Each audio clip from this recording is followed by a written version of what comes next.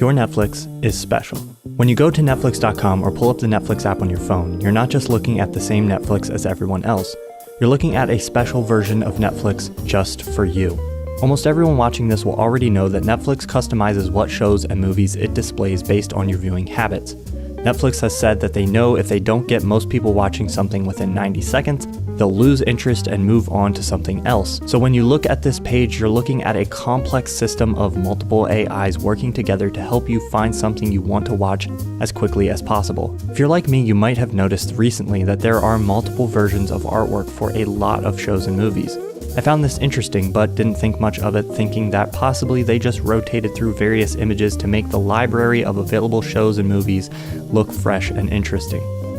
The Netflix streaming homepage used to look something like this. Artwork for videos was adapted from or very similar to the poster or DVD cover artwork, but what's designed to grab your attention on a large poster or DVD case isn't usually the best for a small thumbnail on a website. Netflix realized this and has been making custom artwork for shows and movies for a couple years now. But it's not enough for them to just customize things for the site. In December 2017, Netflix released an article detailing the way they use machine learning to personalize the images displayed for each user. The idea is simple. Display the image that will show users what aspect of a piece of media they'll be most interested in. Here's one of the examples they use. Do you watch a lot of Uma Thurman movies?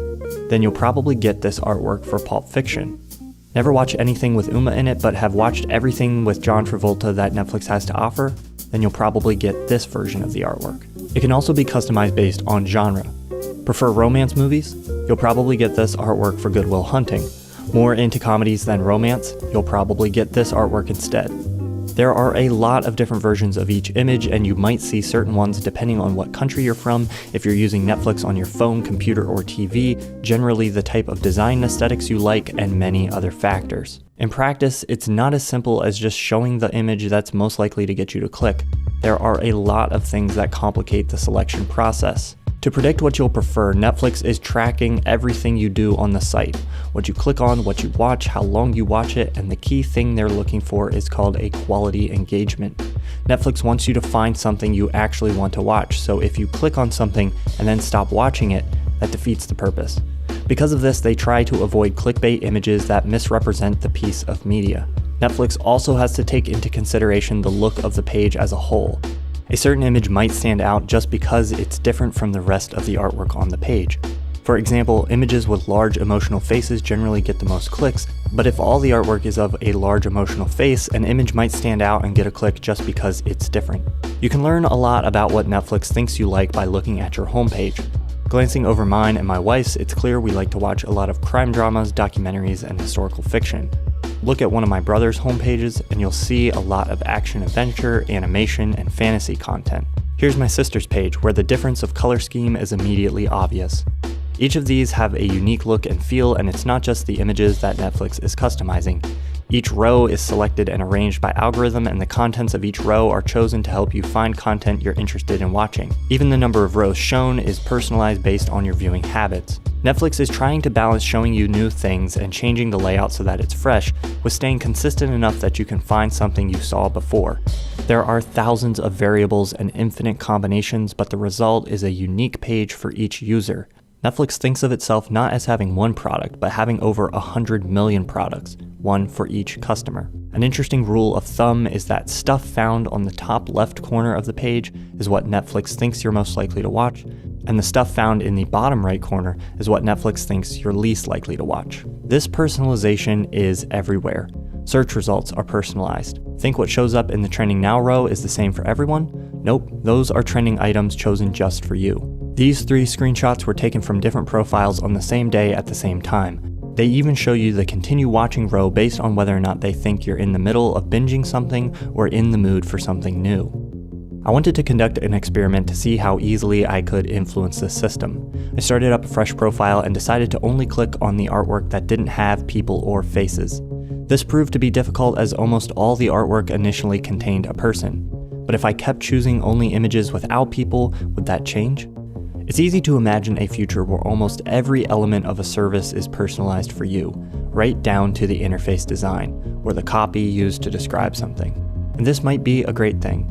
For the most part, we all love it when something we use fits how we use it, but it's easy to imagine a future where this could go wrong. If Netflix bases their personalization on certain assumptions, like if you spend more time watching Netflix, you're less likely to cancel your subscription, then there could be some unintended results. What if the personalization gets so good that you start watching too much Netflix, and in an effort to be more productive, you cancel your subscription to remove the temptation? You can see things like this already happening with Facebook. Facebook has gotten very good at showing you things and giving you the notifications that keep you coming back to Facebook. But the more time people spend on Facebook, the more many people realize that they don't want to be spending a lot of time on Facebook. And it's often easier to just leave altogether than it is to try to cut back. Hopefully companies and personalization AIs will realize this, and they'll start to customize things so that you watch enough but not too much. Even if they're motivated purely by profit, hopefully Netflix will realize that the best Netflix user isn't the one who watches Netflix for 6 hours a day, but the one that has a healthy, active lifestyle. Because maybe not watching Netflix so much could add years to your lifespan, effectively allowing you to subscribe to Netflix for longer. Back to my experiment. You can see that after just a few days, Netflix began showing me many more images without people or faces. The algorithm responded quickly to my fake preferences, even going against what works for the majority of users.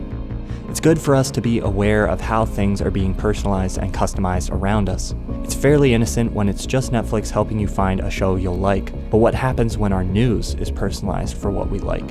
Or our search results? I can already imagine a Black Mirror episode where Wikipedia is personalized to contain only the facts that you find interesting.